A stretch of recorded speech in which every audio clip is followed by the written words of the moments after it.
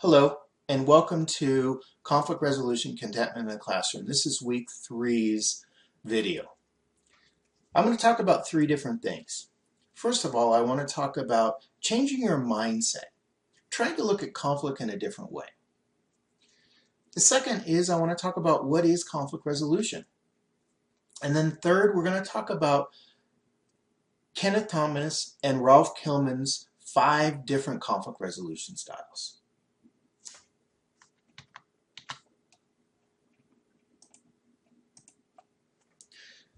So let's look at 3 different types of views.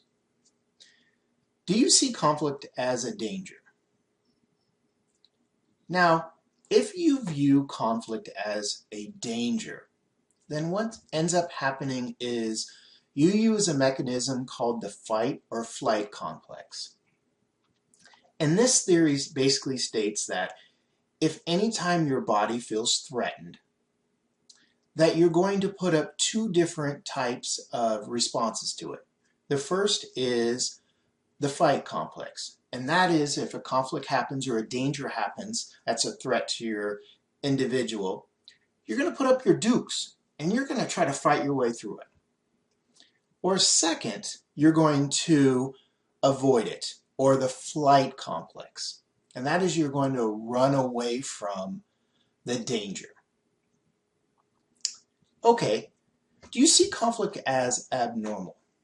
Now, I think a lot of people think of conflict as being abnormal because when we're in a conflict, it doesn't feel comfortable. There's a lot of hurt involved. There could be screaming. It feels uncomfortable when you're in that situation. So I think people tend to think of conflict as being abnormal or maybe not a part of our society. Now, if you view conflict as always being negative, if you take this style or approach, in viewing it being negative, you're already approaching the conflict as having a negative approach towards it, and also thinking about negativity, having the conflict turn out in a negative way. You're already one step behind the ball with approaching conflict as walking into it with a negative approach. By doing this, you're already dooming the conflict to fail. So I'd like to challenge you to start looking at conflict just a little bit different. So, in the first approach, instead of thinking about conflict in a dangerous way. Now, I want to clarify something on this. Now, I am talking about a conflict that you're having with a friend, co-worker, something that is not going to have somebody physically harm you. We're not looking at a conflict that somebody's going to hurt you. In those type of situations, by all means, you should be running away. The approaches that in conflict I'm talking about being productive is when you're in a work situation where you have a conflict where you still need to be productive at work. Or you have a lifelong friend that you have a conflict with. Instead of going into that situation and thinking that conflict is a danger, start thinking of that conflict as being something productive. If we look at rules and regulations in our society, one of the things that happens is typically a conflict happens and people work through it in order to make changes. Now, we're not going to all agree with the rules and regulations of our society, but if we go into conflict as not a danger, but something that can happen where a conflict at the very end can be productive, we're going into it with a better idea. Now, if we think of conflict as being abnormal, I can understand because of some of the characteristics of a conflict can feel abnormal. But in our society, conflict is a part of us. Now, if you were to take this course and take it for 10 weeks, do you think that conflict is just going to go away? No, I don't think so. I bet in the next hour after watching this video, you're going to have a conflict with somebody. Or tomorrow you're going to have a conflict with somebody. So I think instead of thinking about conflict in an abnormal way, that we need to start thinking of it as a part of our society. And if it's a part of being human, and it's normal to have these conversations and have these conflicts, then we can start to think of conflict as being productive. If we always view it as abnormal, then we end up seeing the negativity or the bad outcomes of conflict. If we can start to think of them as a normal part of our everyday life, then we can try to figure out how we can better approach conflict.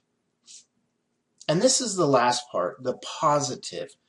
You know, I think a lot of people that I meet walk into a conversation that they're going to have because of all the bad feelings and the kind of hurtness conflict happens, is they already walk in with a negative attitude. And they're already one step behind the ball game of making that conflict or that conflict resolution in order for them to resolve it. So I want to challenge you to make conflict a positive part of your life. So when you walk in and you have a situation or a conflict with a coworker or a friend, if you walk into it with a positive attitude, what's going to end up happening is it's going to change the approach that you have with that individual. They're going to be able to see that positiveness in your face and your voice. We all know if that we're really negative towards something, our voices start to crack or don't speak with power and authority. So I want us to kind of change or challenge us to think of conflict not as abnormal, not as negativity, or not as a danger, but that conflict can be productive in our life. It's normal. It's a normal part of our society. And then also that we can be positive towards a change in conflict. Okay? So speaking about this, what is conflict resolution? What is your opinion of conflict resolution? Take a moment and kind of think about it. Now, conflict resolution theory states three aspects. And in order to have this theory go correctly or work with us in our society, three things have to happen. Conflict resolution theory is a process of facilitating a peaceful ending of a social conflict. Now, this is a non-violent approach towards conflict. So unfortunately, I'm not going to talk about how to put up your dukes and fight somebody. I want you to start to think about going into a conflict and trying to figure out a peaceful movement between two individuals or a group on how to solve or resolve a social conflict. The second part of this is really important. You have to have a concern for yourself. You have to have some sort of assertiveness, which is really important. A lot of people decide that if I go into a conflict, that I need to give that person's more of the benefit, or I need to give up something in myself in order to resolve a conflict. Now, that's not the case in every case. Now, when you go into a conflict with another individual, there has to be some sort of concern for yourself. You need to walk in thinking that you need a resolution just as much as the other individual. Now, this third part is probably the most difficult that people have. You have to have the concern for the others involved in the conflict. You have to have some sort of compassion or empathy for them. And I think that this is the hardest in the workplace. Because here you're working very hard at work and you're having a challenge with a manager or a boss or administration. And here you're trying to do the job the best you can. You feel that somebody is coming down on you and you have a conflict with them, and now you have to have some sort of compassion for them. Remember earlier videos talked about perception and how that we can have a misperception between two individuals that have a conflict. Now, this really helps in that perception, because if you can have a compassion or empathy, you can take time out and have an understanding of what that other person is seeing or feeling. So, conflict resolution theory. One is that it's got to be a peaceful movement. That's really important. You have to have a concern for yourself. Then third, you also have to have the concern for the other person. Now, this is something that you're not going to learn overnight. I've been studying conflict resolution for quite some time, and even I make the mistakes sometimes of getting heated in an argument. But I know that if I can start to look at conflict and think of it as being productive, normal, be positive in the start of the conflict, you can start to understand how this peaceful, nonviolent approach can work. And if I stop and think about that other person and have a little bit of compassion for that other person, it makes the conflict really smooth, or more of a positive approach towards it. So, in the 1970s, Kenneth Thomas and Ralph Kilman identified 5 main styles of dealing with conflict. Now I want to talk about the 5 different approaches. And we want to start off with the first one, and the first one is competitive. Now these are people that tend to have a competitive style. Typically these people that do competitive conflict resolution style are in a form of leadership. They may be bosses, or they may be a manager, and they're usually the ones of authority. And with somebody that's competitive, the biggest thing about these different conflict resolution styles is that a competitive person is very assertive and uncooperative. Now the second approach is somebody that's collaborative. Now these people usually come up and try to meet the needs of all parties involved. So they are going to want to make sure that the needs of themselves are met, and then also the needs of the person that's in the conflict needs are met. So this is somebody that's very assertive. So we talked about they're willing to work for themselves, and they're also cooperative.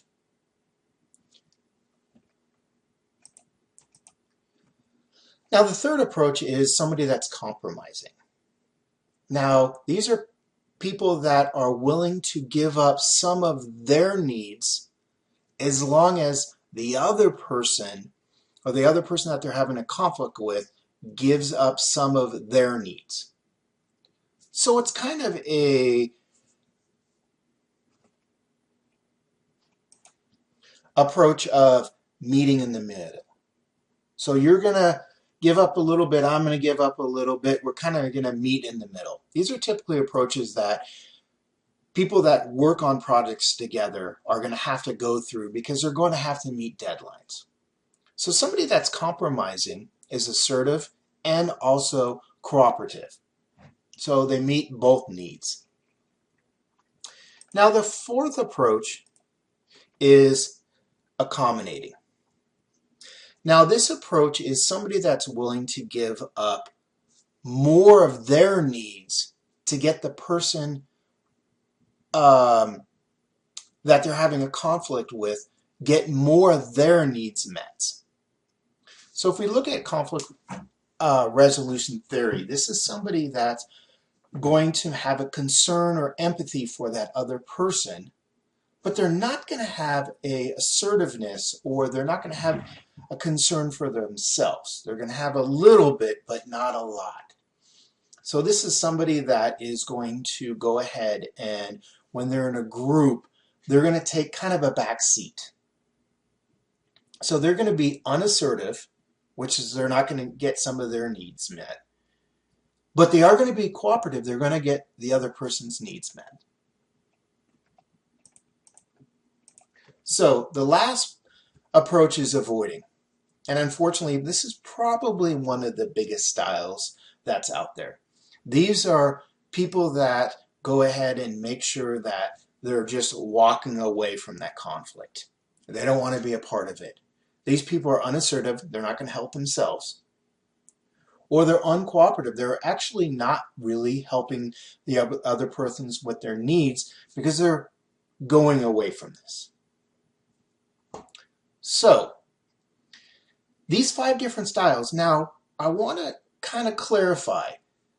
I'm not saying that one of these conflict resolution styles are the best approach. Like, you should do compromising every single time that you have a conflict.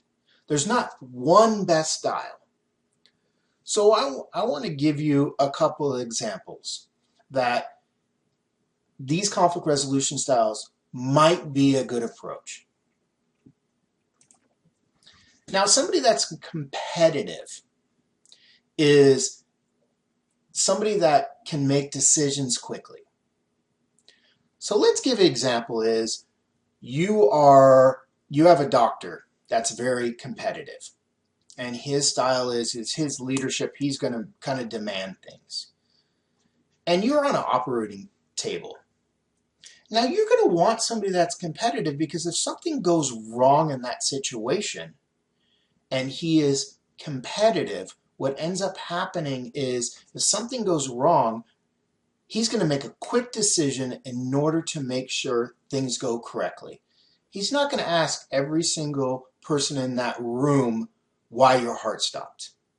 Now, hopefully he's going to gather some sort of information, but he's going to make a decision and try to make the best decision for you on the operating room table, and he's not going to ask everybody in the room to make sure that every person's needs are met in that room. He's going to focus on you and what the best thing is for you. Also, somebody that's going to be in a competitive nature is going to be in a leadership role. Somebody that owns a company. They're usually not going to ask every single employee every single decision that they're going to make in the company. They're going to ask a handful of people, but usually they're going to make the decision in that situation that's the best decision for their company. Now, the problem with somebody being competitive is if they use this competitiveness in every situation that they have. So, if they are in a conflict with their wife or another coworker that both of the parties need to have their needs met, this competitive style is not going to work. Because what's going to end up happening is if this person is competitive all the time, that is not the best approach. Now, it may be the best approach in certain situations, like I described before. We just don't want to make sure that with these 5 different conflict resolution styles is that you're kind of trying to fit what conflict resolution style is in the best conflict that you're having. So, for example, avoiding. A lot of people would say it's a bad idea to avoid a conflict. Now, I don't think that avoiding a conflict is a bad in every situation. And here's why I want to give you an example. If you and a friend are in a heated conversation and you are in a heated conflict where it is something where whatever you said, you're so high pressured, you're so being negative towards each other that it might be time to avoid that person. cool off, take some time and think about and avoid the conflict for a little bit until you can go back and reapproach it. Now the problem is if you avoid every single situation and avoid every single conflict, that's where the problem starts. Does that make sense? Hopefully it does. So these conflict resolution styles are really good if you can pick out the best approach to the conflict. Now I think that this is going to be difficult to do.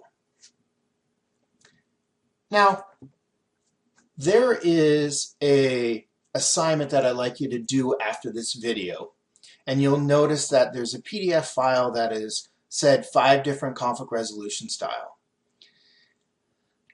I would like you to pull it up and then print it off. It has instructions, and what it is you're going to get 30 questions. You're going to answer A or B, and it's going to be typically what you do in a situation. Now, at the very end, it's going to put you in a corridor that says that typically you do one of the 5 different type of conflict resolution. And so I want you to look at what is your conflict resolution style? What do you tend to lean towards? And is it the best conflict resolution style in every situation that you have a conflict with? So I'd like you to take time and look at that and figure out what your best conflict resolution style is. It's a really good idea to learn each of these different approaches because there is going to be a different style that's going to be the best fit for a conflict that you're in. Just don't get in the habit of using the same different one or the same one at the same conflict every single time. Now, I probably would agree that collaboration is probably one of the best conflict resolution styles because you're assertive and you're trying to help yourself, but you're also cooperative and you're trying to meet the needs of the other individual. Now, out of the 5, that's probably the best in to have an average approach. But try to learn each individual styles. So, let's look at journal entry for this week. I'd like you to do what is your conflict resolution style, and are you competing, collaborating, compromise, avoiding, accommodating, and why are you this way? And then the conflict that you were having in the past journal, do you think that this was the best fit for this conflict? I'd like you to write on what you felt your conflict resolution style was during the conflict you had, and did it meet the needs of that conflict? Well, there'll be some more videos in the next couple weeks, and I look forward to hearing from you from these journals. Thank you.